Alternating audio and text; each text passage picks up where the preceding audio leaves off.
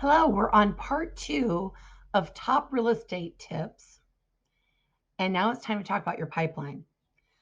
So, what is a pipeline? This could be a fancy Google spreadsheet, Excel spreadsheet. It could be a yellow legal pad piece of paper. I know a lot of agents that use those big whiteboards that they make into a chart hanging up in their office. Whatever your love language is around this is a visual and maybe more, but it's the basis of a visual tool to help you see where you're at with your business and what you have for leads. Okay.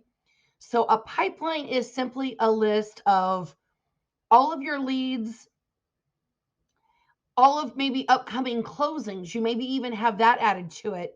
But at minimum, it's a list of all of your leads, buyers, and sellers.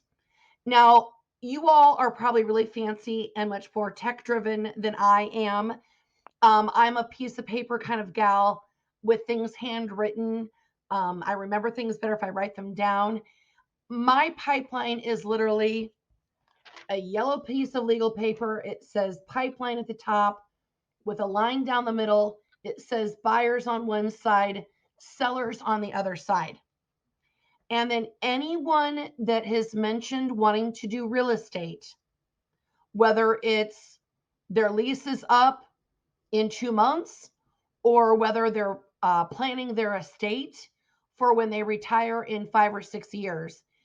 If that is a lead, I write it down on that pipeline report. So the key with these is if you're going to be going out with your database and hosting open houses or door knocking, cold calling, networking, prospecting, whatever it is that you're doing to get business, it's not worth it if you don't write the leads down. Now, some of you might be thinking, Amy, I'm trying to get my first year in the business going. Help, right? And some of you have had a plethora of success. Wherever you're at in that, I guarantee you, whether you're someone who just wants a lead so bad or you've got handfuls of them, you still need to record it and write it down or you will forget about it because we are human. Our brains do forget things, and we are more than just real estate agents, right? Your parents and grandparents, and all a bunch of other things.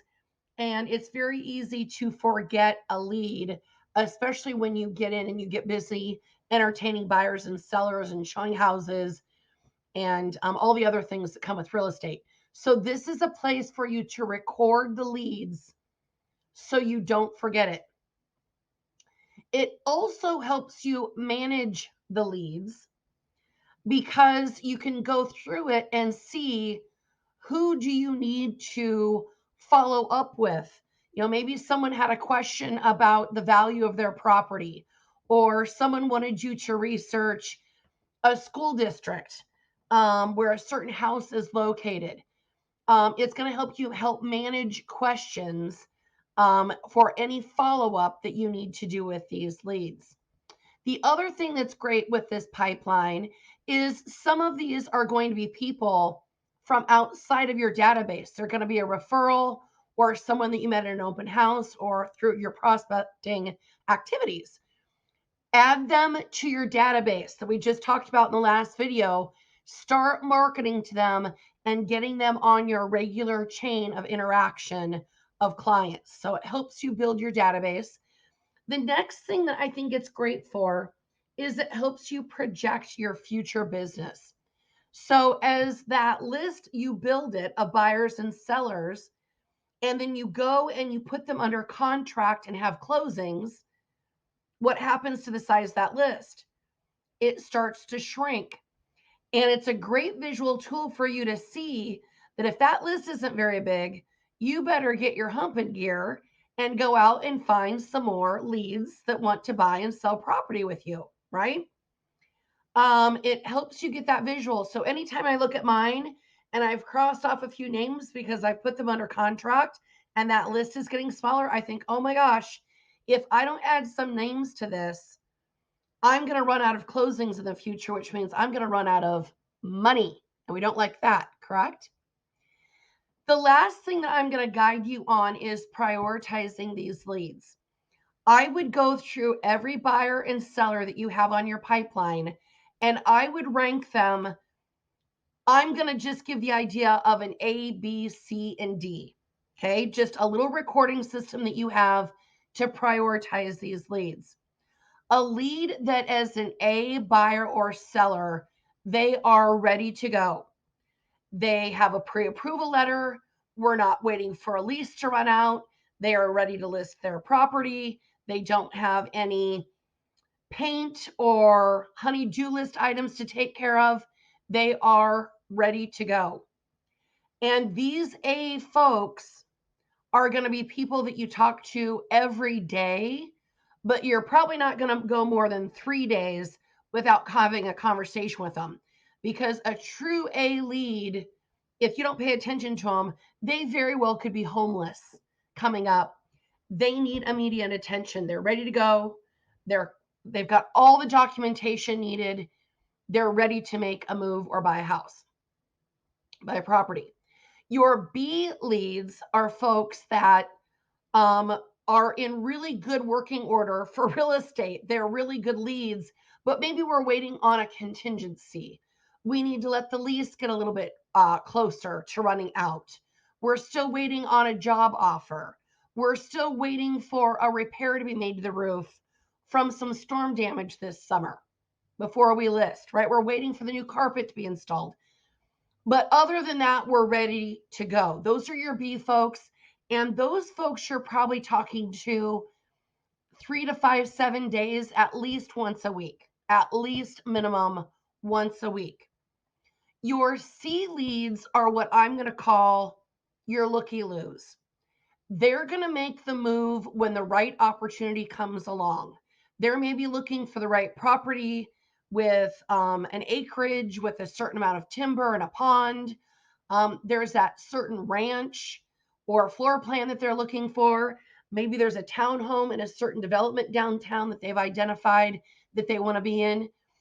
Again, good leads, but we don't exactly know when it's going to happen, right? And those C leads are very well, when the right property comes along, they're going to go from a C to an A and skip the B status. It's very common, but they're waiting for the right property to come along at the right moment. They very well are pre-approved. They are very well have their house ready to go, but we're waiting for that one qualifying moment. That's what I would call a C client. And you need to be talking to them probably every week to 2 weeks. I probably wouldn't go a full month without checking in on them or having some sort of conversation. Okay. Your D leads, and I hate saying it like this because when I say A, B, C, D, I'm afraid we're going to have flashbacks to grade cards, our report cards in grade school. But a D client is someone that I'm going to call politely, they're on the struggle bus. They're having a real challenge getting pre-approved. They maybe have some credit issues, some debt to income ratio issues. This is what I sometimes lovingly call my hoarder houses, with sellers that just they've got a deep level of project and clutter to take care of before they can really move on. Now, these folks very well become C's, B's, and A's for you in the future, but right now they've kind of got a big hurdle to get there. I would still keep them somewhere on a list and for sure get them into your database, because if anything, while they're getting their life going to make a move, they could be giving you referrals of people who are C's, B's, and A's. So I still keep them on the list, because even though they're maybe 2 or 3 years out from actually getting their ducks in a row, they still are valuable leads. And you need money on the table in 3 years, just like you need money on the table today. So those are just folks that take longer to foster, but we don't want to forget about them. And again, if anything, they love that you keep in touch with them, and they are really likely to pass your name around because you've given them the respect even though they're still a work in progress. So, what's our goal then? Our goal is to move D's to C's, C's to B's, B's to A's, and then put A's under contract. And like I said, as that list gets shorter, that's our visual reminder. It's time to get back to work and fill that pipeline up so that you don't run out of future business. Up next, we're going to talk about part 3, your calendar.